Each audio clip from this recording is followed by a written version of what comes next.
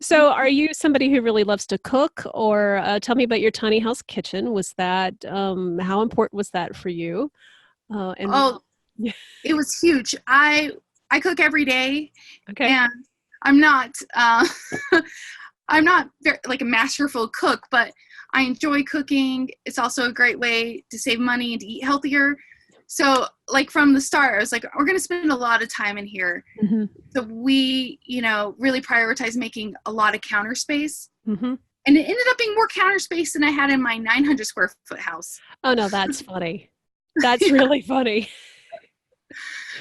so But I weird. can I can totally see how that would happen though, because sometimes the houses in the kitchens in larger houses may not be designed for usefulness. They may be designed for appliance placement or something like that. So when you have a Exactly. small kitchen, you really can design with some different variables. Tell me about the appliances that you chose. We have a stove and an oven that runs on propane. It's apartment size. It's really cute, and it's white. Yeah. And that's really, oh yeah, and then a small fridge, like bigger than a dorm fridge, but smaller than a 3/4 fridge. Hmm. And the big change there was I had a lot of frozen foods in my old house, Sure. and now we have this tiny little box Yeah. that can barely fit a pint of ice cream in. Right. So, but the positive thing is definitely eating a lot fresher than I Yeah. used to. Yeah.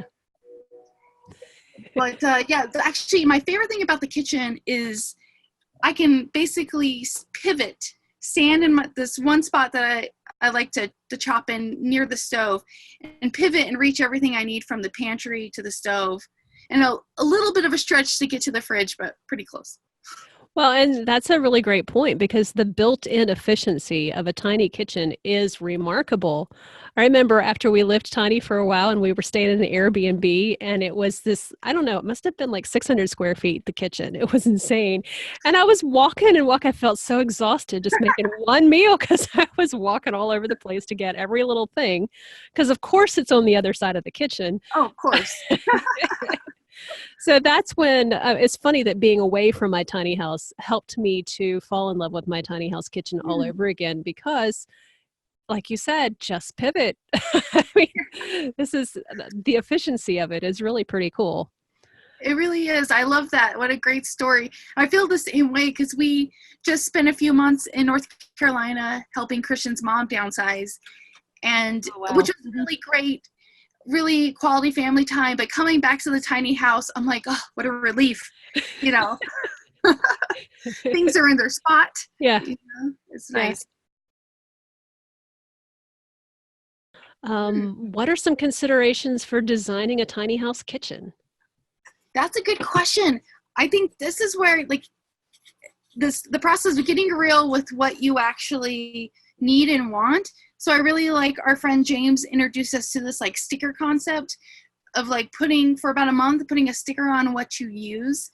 Oh, And I cool. think this is great for a kitchen because in his case, he discovered, he really is like, I don't cook. Like I Mhm. use a microwave. And so instead of having, or a toaster oven, but instead of having an oven, he put in a washing machine. Oh, Uh, interesting. so I thought that was, yeah, I thought he just got real with himself. He's like, I haven't been cooking this past month, and if I really think about it, I don't cook much at all. So why waste that space? And he actually minimized his counter space and which made more room for his cat to have place. Not more room for the KitchenAid or the rice machine, but the cat. I love it. Exactly. So identifying like, yeah, what is it you need? And I think is a big one. And then, but really thinking about that convenience, that's like I really like is, because sometimes I see in certain tiny homes where there's like really high cabinets. Hmm. Unless you're a really tall person, I don't know how useful those cabinets on a regular basis are, unless it's storing something. Like you can't live without a crock pot. Maybe if you're someone who's like once a month, I love to break that out, then maybe that's worthwhile. Um, but like, think about convenience minded, not just because I have this much ceiling doesn't mean necessarily it's a convenient thing to do. Because the things that we've changed in our house, we did some renovations last year, we're all about convenience. We had like a top loading couch, and I can't tell you how obnoxious that was. A top loading couch. I love it. You have to take off all the cushions. Yeah. It's like this big undertaking. But Christian, because he's so handy, he turned it into drawers. Okay. God bless drawers. I love drawers. They are amazing. And we have a big drawer in our kitchen that has our trash cans, recycling, and now dog stuff. And it's just so super convenient. So it's like convenience. So it's like we maximize every inch of our kitchen in our entire house, but maximize in a convenient way. It's like, multifunctional can be helpful. Like you put a cutting board over a sink, then it turns into a counter. But if it's more than 2 steps, it's probably going to get annoying. Yeah, I'm with you on that. Yeah, absolutely. Go ahead. I just remembered Andy is a gentleman we met in South Carolina who lives in a big tiny house. I think it's a 30-footer. And he's a cook. He's a chef. Like, he loves creating fancy meals on the regular, having friends over. So he's like, I don't want to sacrifice any of my kitchen contraptions, and he's got a ton. So he just made his whole house was designed around his kitchen. And he has tons of cabinets, and they're filled with stuff. And it's way more than what I need, but it was great to see how much joy it brought him. Oh, that's cool. Yeah. Well, and that's the beauty of tiny houses. If you're not locked into a builder built one, that you really do have a lot of flexibility in what is in that space, and it can reflect what you actually used. Totally. And that's really different than a site-built house that's built by a standard plan, that you get the closet that they have deemed is the right size for you. You get the kitchen and the bathroom that is the right size, I mean, everything is kind of conformity and normalized, whereas in tiny house, you can have anything, it's just maybe a little bit smaller than usual. Absolutely. And, to your point, the remodels are easier in a tiny house. In a site-built house, it's a lot more cost prohibitive to redesign your kitchen. Like, that's a chunk of change. But in a tiny space, you can make adjustments. You can add cabinets or shelves. That's going to be a lot more affordable. And that's what I like. We did a ton of renovations, a new table, new couch setup, a standing desk. And we were able to do it all, I believe, for under $350. Wow, that's amazing.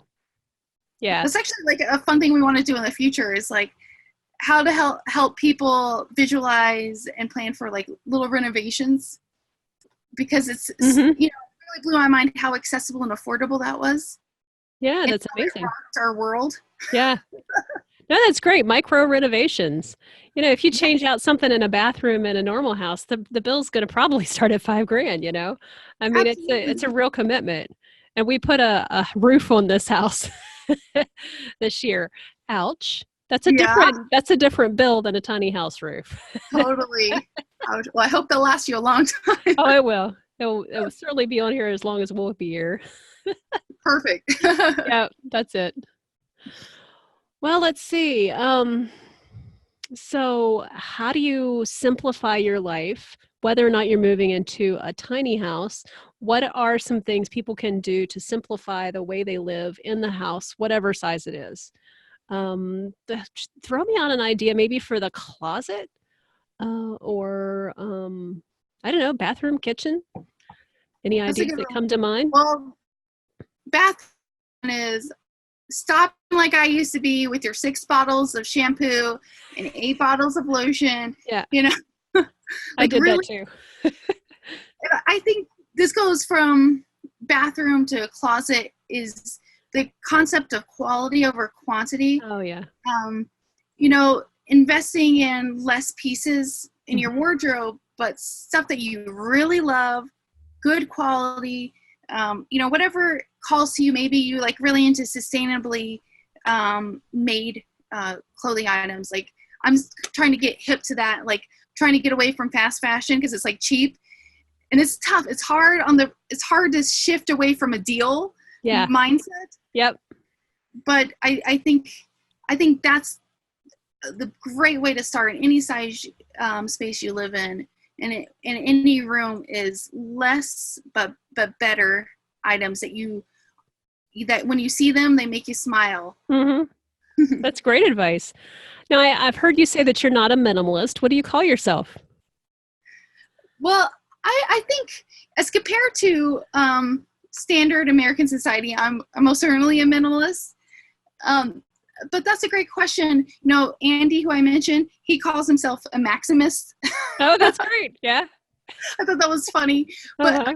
certainly not a Spartan minimalist. Okay. Like I'm not the 2 t-shirts, 2 shoes, 1 pot. Like no, I use like 3 pans pretty much every time I cook. Yeah. Yep. But I think it's more of like I'm a realist. There you go. And there's one thing that I love about the tiny house movement that I hold dear in the way we have created our tiny home is do you. Yeah. I think this is about like bucking this, traditionalism and doing what feels right. And I think that's what's so important because there's no one right amount of stuff. And if there's like one thing I want people to take away is like, get in touch with who you are and make your environment reflect that. Mm-hmm. That's really great advice. We're always talking about intentional living, purpose, and contentment. It's so much fun. I put together these conversations in an online virtual summit. You can see the rest of this conversation and a whole bunch more at simplifymy.life. By the way, it's all free. That's really cool, right? Click the Learn More button when you get there, and that will show you the dates. Mark your calendar, register to save your seat, and I will see you at the summit. Don't miss a thing. This information is so exciting, and I'm so passionate about this topic because what it does is it takes us out of overwhelm into clarity and contentment and confidence, and that's really exciting for me, and that's what I want for you.